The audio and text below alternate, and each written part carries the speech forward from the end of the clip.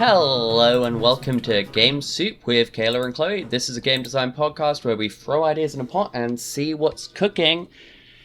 We are back in the kitchen with more attack podcasting from UKGE. If you are just joining us, would you like to explain what attack podcasting is, Chloe? Yeah, I mean, we go around and annoy people at conventions. This time it was UKGE. And we ask them to give us prompts as well as little promotions for themselves because, you know, hand that feeds. I don't know what that means, really, but... Yeah, we like to get people on the pod. It's easier than organising recording sessions. I just go up and shove a phone in their face, and then we throw the ideas together and make a game idea out of it. Yeah, so want to kick straight to it? Let's do it. We are live at UKGE. Please introduce yourself. Hi, I'm Taro, and I'm at the UKGE right now. We're here with Canterbury Christchurch, showcasing our prototypes. My prototype is a game called Totally Bugged, where you play as really hungry frogs, and you must catch up all of the bugs on the board and take them back home to your log to feast on and stuff like that. This board game is very complex, where you can move the board around, or you can flip tiles over every time you take a step to block other players off from getting their bugs. This is a very nice, complex family game, and this was our final major project in our Canterbury Christchurch University, and it's been great fun making it and producing it, considering it's only me and my partner just working on this. So it was great fun and really nice, and the event here is just great and really good opportunity for anyone to have fun or get to know other people. So yeah. Cool, it looks really fun. And can you give me a one-word prompt, please? Yeah, I think maybe bees. Right? Bees, thank you very much. Thank you. Yeah, so these guys were from Canterbury Christchurch University. They were here for showing off their graduate projects. It was really cool. They were kind of hidden away in a little corner, but, you know. Yeah, I mean, sometimes that's just how the stores work. You've done a few people who I've known over the attack podcasting, Eleanor from Tin, George from Free Sales, but then there's a lot of people, who I didn't end up meeting. So I didn't run into these guys, but that does sound really cool. And they gave us bees, which is a solid word. Bees. Bees. Let's go see what we're comboing bees with. We are live at UKGE. Please introduce yourself. Hi, my name is Sam Barker. I am in Steel and Scale Games. I made and illustrated and are selling a TTRPG set in this world of fantasy and technology combining. Thank you very much. And what is your word? My word? Let's say dragon. Dragon. Thank you very much. Interesting. Dragon. Yeah, dragon. So, one thing I will say, and this is a peek behind the curtain, we have, counting the two we've just heard, we do have 5 words left to get. So one of them is going to need to be combined into a 3. Do we want to add something to bees and dragon? Or do we think we've got something good enough with bees and dragon? I think I'd like to add another one, because nothing's jumping out to me from that. We are live at UKGE. Please introduce yourself. Hello, my name is Nixie. I'm here at Gelly.Bun. I'm very excited to be here. We are on Instagram under the same name, and my prompt would be potato. Potato, thank you very much. Now that is someone who fully understood the instructions you gave so clearly. That's what I'm saying. Nails the plug, focus the plug to a specific place where people are going to go remotely, and followed up with the prompt of their own accord. Brilliant work. Potato, dragon, bees. So I'm going to make an immediate sort of suggestion. Just to throw out a premise, and then we've got to maybe think further from there. I think... you are playing as villagers from a place where, a major thing you're growing is potatoes. Which puts us puts this post-medieval inherently, or it puts you in a specific Latin American setting, I guess. But and you are having to deal with the fact that a dragon is damaging the potato production where you are. So you have to find a Beesorcerer because dragons are weak to bees.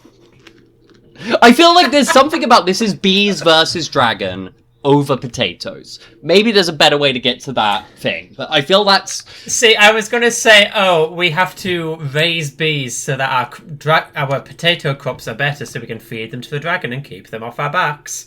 But I like this idea where it is an adventure where you are playing as, normal guys. You don't have magic swords or abilities or anything. And you have to go find the Beesorcerer, the bee wizard. And it is... I think it could be used as like a level 0 funnel for your favourite fantasy RPG.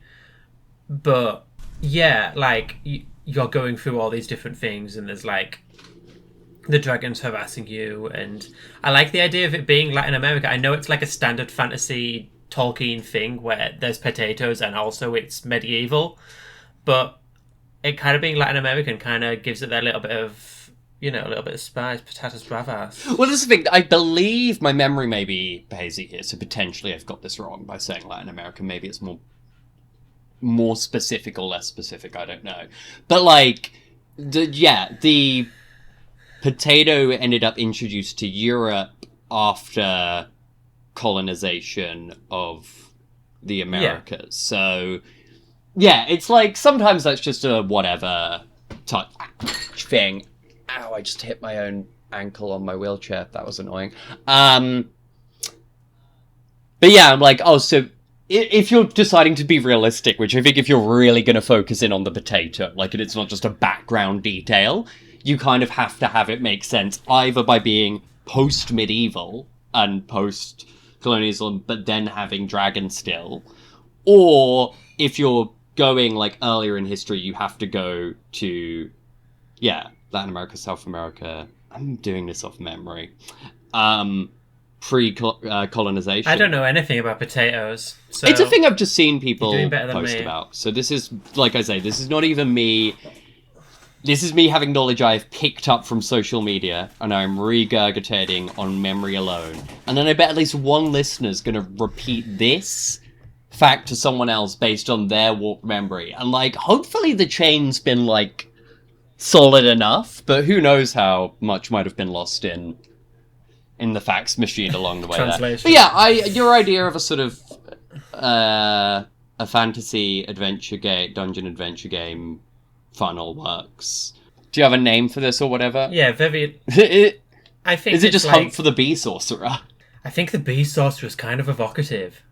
We have a picture of him on the cover, and then we have our, Central American peasants in the bottom of it, looking around at him whoa, and then we have a dragon in the background, and maybe the dragon is a bee as well. Well, maybe is that putting a hat on a hat? I think that's putting a hat on the hat, but I think what would be a fun thing in terms of why the dragon is weak to bees is if the dragon is kind of floral in nature. They're sort of there's parts of them that are flora as well as fauna. Yeah, I would say I did actually see a stand at UKGE that was showing off a book of flower dragons. So, I think that's why I'm that's a visual element that would... You don't even really need to draw attention to it in the writing. It could just be in the visuals, but it adds something to why they're there. I think to write this, it would probably be better to do some research over what this pre-colonization fantasy analog world would look like. Oh yeah, sensitivity. Right? I don't. I mean that as well, but also I just mean the thing of I think you lose Senk if you end up just doing it as broadly a medieval thing. I do not peasant is a quite specific historical. Yeah, true. And I think if you situate it more in a different kind of fantasy analog, that's probably interesting. This is not a thing for me to write on at least the most basic level of me being I find those kind of adventure games not my cup of tea. Yeah. So, should we... And I'm too white. Do you want to give a name for that, or do we want to just... Oh yeah, we said it was the Beesorcerer. Let's go to our last 2 words. Live at UKGE, please introduce yourself. Hi, I'm Hayley from Story Brewers Role-Playing. We make all kinds of role-playing games inspired by history, literature, and generally feelings.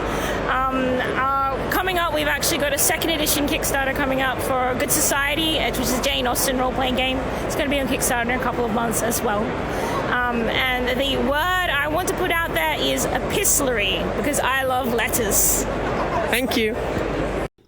Now, not trying to be rude, this is just a genuine question. Do you know what the word epistolary means? Letter writing, thank you. Something about Yeah. letters. I just like, if you didn't know, I was happy to explain, and I wouldn't have judged you for not knowing. I'll be honest. When I was at the table, I was like, "Did she say piss?" But Great. I knew the story brewers were there, and I actually wanted to find the stall, but like it was so big, and I only gave myself so many breaks that I didn't. oh, it was like the other side of the hall from where we were. So That makes sense. I understand if you know. I didn't have a map, which probably maybe would have been a mistake. But I think this is an interesting thing to have as our first word. Then let's go to the next. Yeah, it definitely gives us like a mechanic. I'm live at UKGE. Please introduce yourself. Hi, it's me, Leo. I am here selling Animon Story, which is a game about kids and their monster companions, thinking Pokemon, Digimon, that sort of thing. And my word is bunny. Bunny, thank you very much. Bunny. I ran into Leo a few times. I don't think I got over to the Leaf and Lace stall properly, but ran into them in and around the con. Bunny! And epistolary. Epistolary? I realise I've not actually said this word out loud since I was in sixth form at the latest, so I'm not actually sure how it's properly pronounced. Epistolary. Yeah, I don't know if you're supposed to like elide the O or not. Anyway, but with Bunny. Yeah. I want to straight away write out, we are not doing you are living as bunnies writing letters. We are cutting out cozy shit like that. Are you in an anti-cozy game phase of your game design, do you feel? No, I'm absolutely writing a cozy game right now. And then when I pitched it to Grant Howitt at the con, he was like, "Oh, cozy?" And I was like, "No, cozy is in like Midsummer Murders, not like Hoogie Woogie." And it's like, did you describe it as cozy, or did you just describe the game and Grant was like, "Bit cozy"? No, I said cozy, and then there was a scowl appear on his face. Yeah, you got to drop that from the description, man. It's tainted now. I'm sorry, like I get like cozy, like in an Ghibli-esque in a everyone's traumatized way. Not there are certain words where like even if you're using them more thoughtfully, at this point they're just kind of like you're actually needing to work against the impression you give off to someone the moment you introduce them. Like wholesome went the same way. Ghibli-esque is definitely that. We need new words. Well, I mean, I think was this about clerics? Yes, this was cleric game, yeah. I mean, I think a relevant word for clerics would be pastoral, because it's, Pastoral, specifically relating to pastoral concerns. Like, you're not exactly a pastor, but, like, it has that nature. Like, in the way in education we talk about, like, our pastoral responsibilities to children. Like that's a word that has at least more specific things, as well as giving some of the implication of, like, yeah, this is a game that is not about violent spectacle, without necessarily implying this is a game free of conflict. No, absolutely, yeah. No, that's a good word. Thank you, Kayla. This is why we do this podcast. But yeah, so, okay, if we ignore Bunny in terms of, like, little small animals, I mean, my mind has gone... And maybe it's just the fact of because of, like, what Leaf and Lace make with Animon Story, and I was thinking about Digimon and how that involves, like... there's an element of portal fantasy to Digimon, because you're going into the digital worlds. Yeah, you go into the digital world. I think, maybe this is a sort of thing of, you and your pet rabbit have gone to the digital world, and in it they get sort of transformed into something else. Like, maybe it's like they even maybe become a companion monster, or maybe they just get giant and you're riding them as your steed in this, like, portal fantasy thing, and are trying to get home. So I think maybe an epistolary aspect of this is maybe it's a thing of, like, expanding out from this, you are a series of people with their individual pets who have been transported here, and you all loosely know each other, but you've ended up in entirely different places. So you're resolving these solo adventures, which maybe they're in a sort of a bit like, have you read Pit Crawler? I haven't. Okay. I was going to say maybe using some of the sort of solo rules from Pit Crawler, because that's a kind of like 2-player thing. But then you are writing this letter to someone sort of in the hope that they'll find it. Maybe, maybe in the Portal Fantasy world there is just this strange, ethereal, like, delivery person who just at the end of every adventure you play is appearing and going like, I can hand you this letter to someone in a similar situation. So maybe it's essentially a series of solo games that you are having letter writing components with, essentially random. So it's a solo game mixed up with a play-by-post letter writing game. Yeah, and like we have a forum or something so people can like send letters to each other and give each other advice and whatever, and it kind of like passes on this legacy of each game. Maybe thinking of I was thinking of maybe an idea you may play with people you know, but remotely. Yeah. And then I just had the idea of, what if instead of this being one book, it is sort of like a volume of up to 5 small ones in a slipcase, with the idea of like, these are the individual adventure guides. You pass them out to your so it's friends. like you send these to 4 people, and then one of the book is also the overarching rule book that explains more stuff about like the posty character and how all of the characters can unite. Yeah, I think it's the thing. They're the individual solo things with the letter writing instructions, and then there's like a sort of facilitator thing, which is how you're sending this out to your friends. But also it's the idea you can eventually unite all of these characters for just a one-shot, which is a multiplayer game. Yeah, it's just, I'm sitting at a table. Yeah, and that's what the 5th book is. This is me, I'm aware. I feel like, because I'm doing a similar but different thing with Darkness and Distance, which is the Frankenstein-inspired game in Absolute Monsters, my upcoming collection on Kickstarter, where it's a thing of you have solo gameplay. Every episode could be someone's first, Chloe.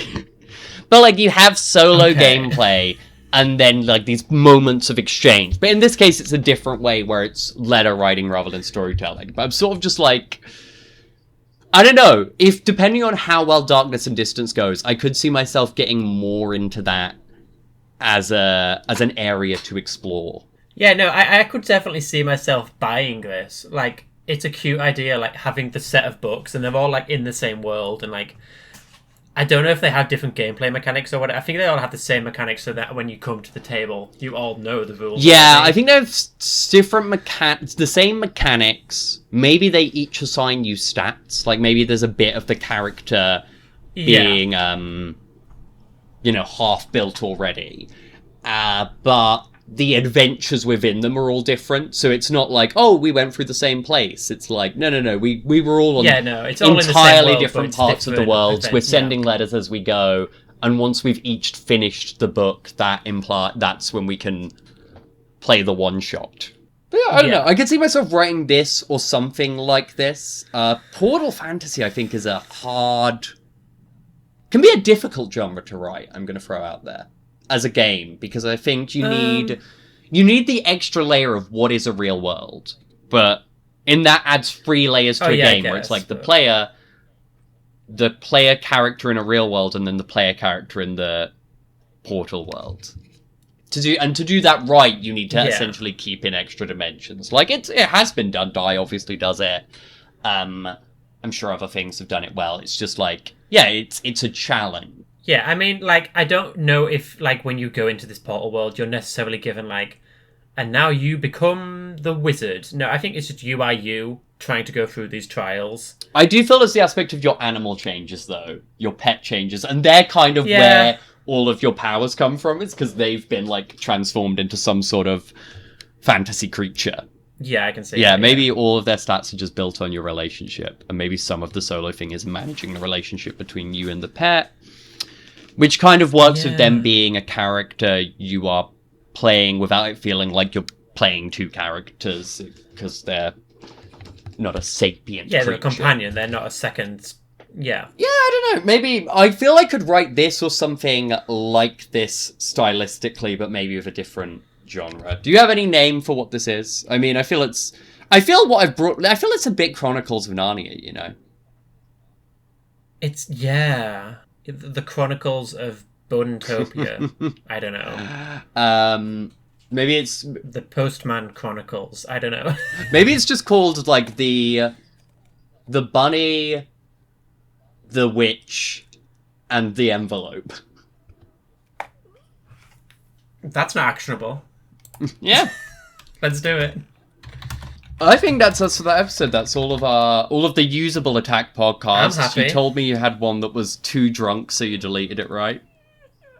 Yeah, I deleted some that I definitely recorded drunk on a Saturday night. Shout out to the listener who I interviewed on that Saturday night. I don't want that going out there. I was very slurring my words. So yeah. In the meantime, because you had Bitter Cold Out, is that going out to like backers now? Yeah, I mean, we're in the process of enveloping that up. So that's exciting. Among other things. Can people... But yeah. Is there anywhere people can buy books from you outside of cons at the moment or not? Not right now. That's something we need to work on. Hey, Kaylee, you've got a web store. I mean, I can tell you how to set one up. I think it would not be worth the effort on both our parts, me hosting your stuff on my web store. No, God, but I no. could tell you how I set mine up, which is free and low stakes.